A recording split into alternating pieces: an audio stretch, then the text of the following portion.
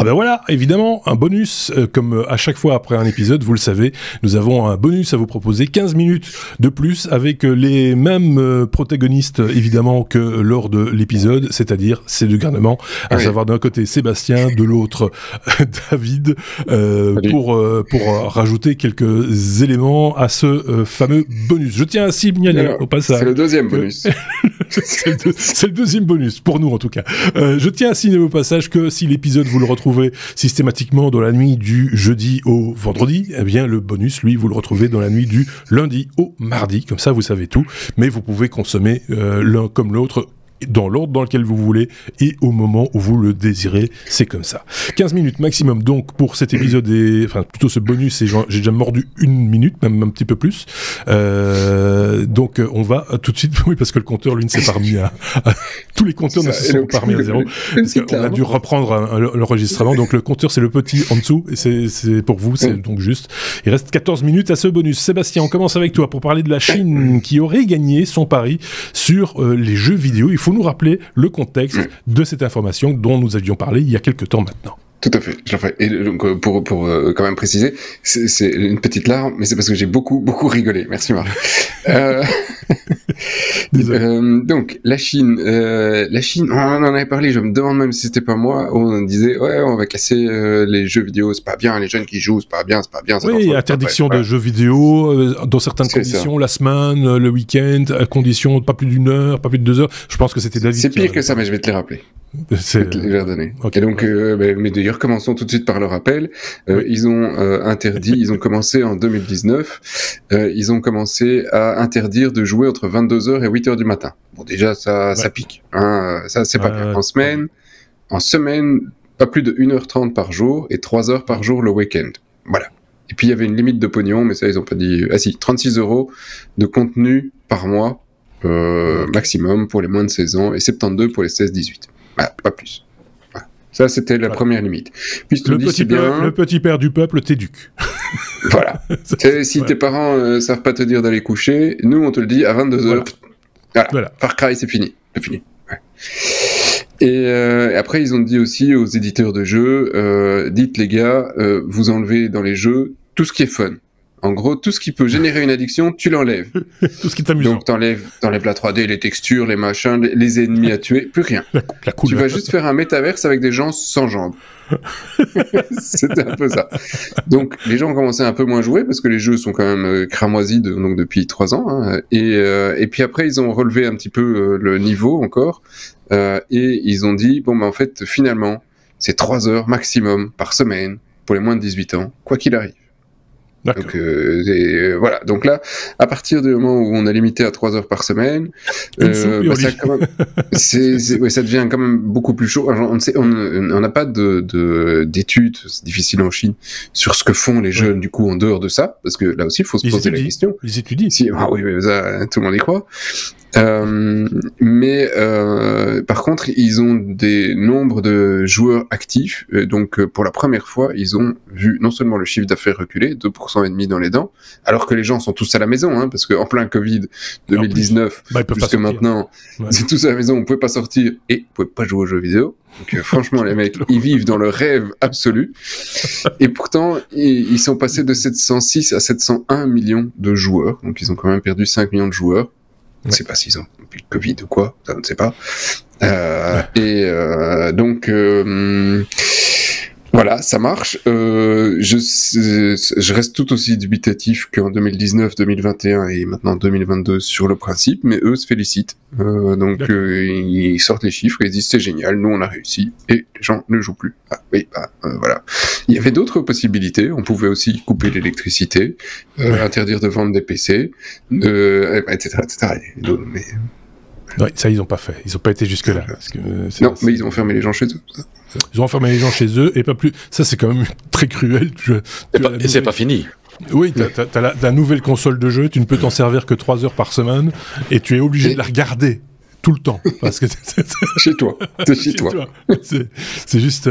évidemment, il fallait aussi renseigner, je pense que tu l'avais dit, son identité, sa date de naissance, question de savoir vraiment si t'es qui, etc. Et enfin voilà, c'est... Une société n'est pas l'autre. Il faut être honnête. C'est un peu déroutant. Que dire de plus?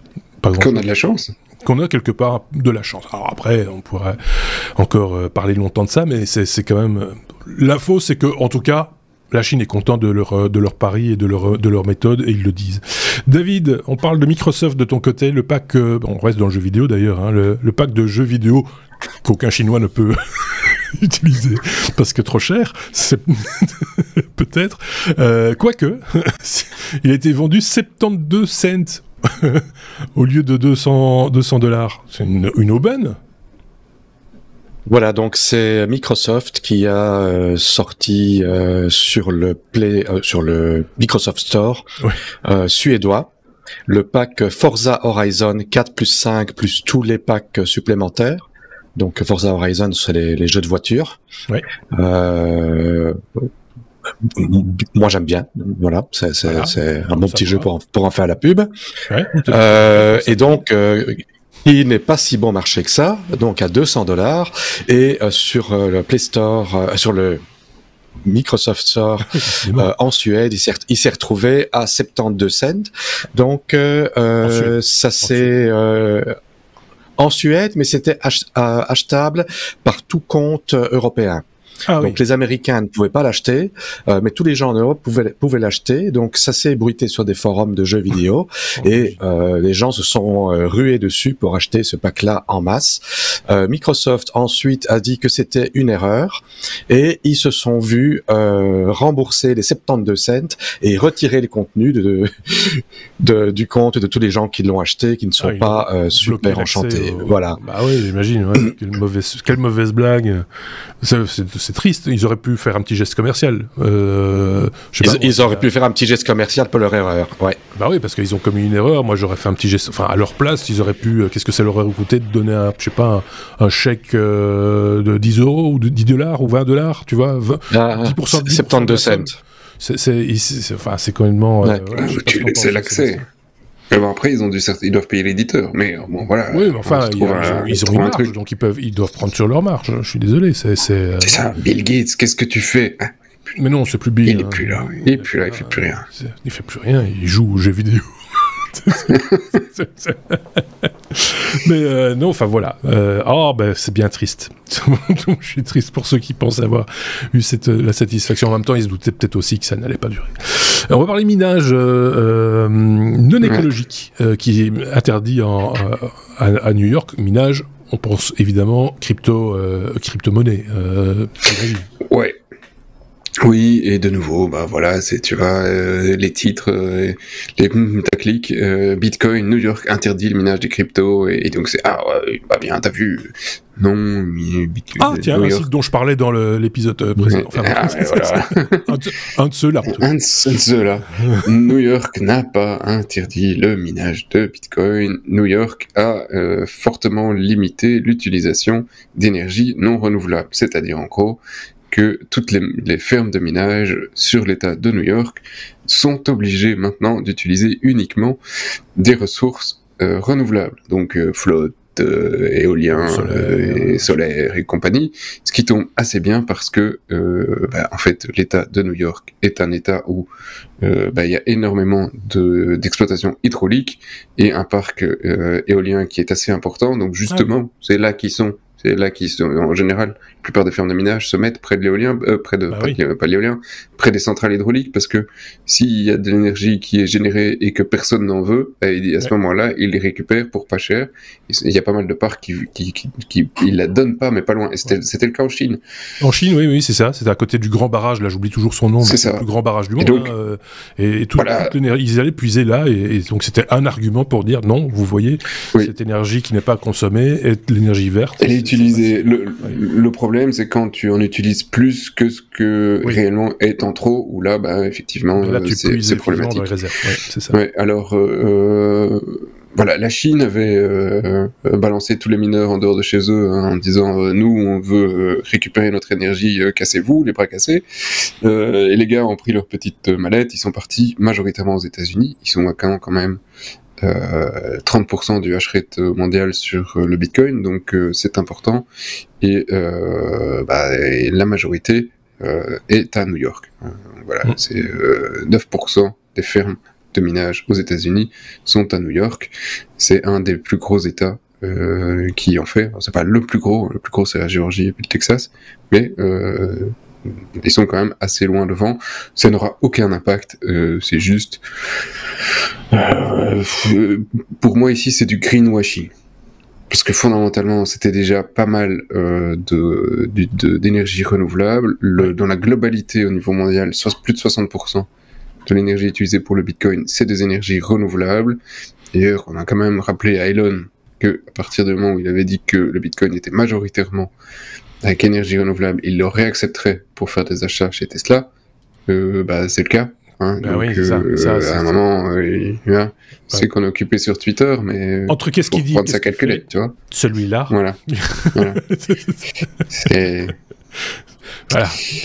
Bon, donc, on a fait voilà. C'est ça. C'est une non-news en fait, presque. C'est une non-news, ouais, mais ça place dans le bonus aussi. Hein. Il faut être très clair là-dessus. Moi, j'ai aucun souci avec ça. Hein. Donc, il nous reste 4 minutes et ça va être suffisamment. Ça va être assez de temps pour parler de la dernière news de David. David, on parle d'Intel qui introduit son modèle DLC pour les nouveaux Xeon. Qu'est-ce que DLC? Date limite de consommation. Oui, aussi. Non, c'est downloadable content, c'est pour reprendre le nom, j'en parlais justement avec les jeux vidéo avant, les DLC, ce sont les packs supplémentaires qu'on peut acheter avec un jeu, avec un software, avec un produit. On en avait déjà parlé il y a quelques podcasts, maintenant c'est annoncé, Intel pour la nouvelle génération de Xeon, donc la 4e génération de Xeon, ont mis en place ce qu'ils appellent le Software Defined Silicon, le SDSI, qui est un système qui permet d'activer des fonctionnalités du processeur derrière une transaction financière. Voilà. Le noyau de Linux devrait avoir l'interface finalisée à la version 5.18, qui permettra donc de pouvoir faire l'interface entre les processeurs et ce genre d'activation. Pour donner une petite historique, en 2010, Intel avait déjà essayé avec leur Pentium G6951, ils avaient proposé un service d'upgrade pour $50. On avait droit à 1 méga de cache supplémentaire. Ça avait fait une très mauvaise publicité. Voilà, c'était des processeurs grand public. L'an d'après, ils ont réessayé encore une nouvelle fois avec un processeur Core i3 Sandy Bridge, où en fait, moyennant un paiement, on pouvait le faire passer de la version i3 2312 à la i3 2393, c'est-à-dire il tournait 15% plus vite, donc overclocké en quelque sorte moyennant un paiement. C'était très mal passé également. Là maintenant, pour du professionnel, j'ai regardé un peu quelles étaient les fonctionnalités. Ce sont des fonctionnalités dont les noms sont accouchés d'or et dont l'article n'expliquait même pas ce que ça impliquait derrière. Donc ce sont des fonctionnalités vraiment de pointe pour des grosses entreprises. Donc ça ne va pas vraiment voilà, c'est un peu une non-news aussi, mais qui valait la peine d'être relevée. Pourtant, d'une référence, enfin d'un site, c'est la première fois que je l'ai en référence dans un podcast, oui, dans un épisode ou dans un bonus, c'est Hardware Times, hardwaretimes.com. Voilà, on vous mettra le lien évidemment, comme on le fait à chaque fois, avec toutes les infos qu'on vous propose et autour desquelles nous tournons. On vous propose le lien également pour que vous puissiez aussi aller jeter un petit coup d'œil. Tu as moins d'une minute, Sébastien. Moins d'une minute, mais je vais aller super vite parce que je voudrais quand même corriger. David disait il sera intégré dans le kernel 5.18. Alors pour les plus barbues d'entre nous, le 5.18 il est assez vieux. Le 6.1 va sortir dans une grosse dizaine de jours. Le 6.0 est stable, le 5.18 c'était février. Donc c'est intégré depuis bien longtemps. Pour le 6 par contre, hésitez parce que moi sur mon laptop j'ai plus d'images, donc je reste au 5 et j'attends le 6.1 parce que pour le moment les gars d'Intel, quand on parle d'Intel, ils ont tout pété sur le i915. Donc alors, mais c'est marrant parce qu'au bureau un laptop sur deux, mais oui, Intel quoi. Voilà. Pourtant il était content, il avait eu sa mise à jour Fedora et tout, il Mais j'utilise la nouvelle, mais avec un vieux kernel. Et voilà, c'est ça. Sinon, ça marche pas. Donc, on en a fini pour ce bonus. Merci à tous les deux. Merci Sébastien. Merci David. On va se retrouver bien vite pour l'épisode 378 avec une autre équipe en partie. David sera encore des nôtres l'épisode prochain. N'hésitez pas à mettre des pouces, à partager sur les réseaux sociaux, à faire des commentaires. Vous êtes les bienvenus, bien sûr. À très bientôt. Salut.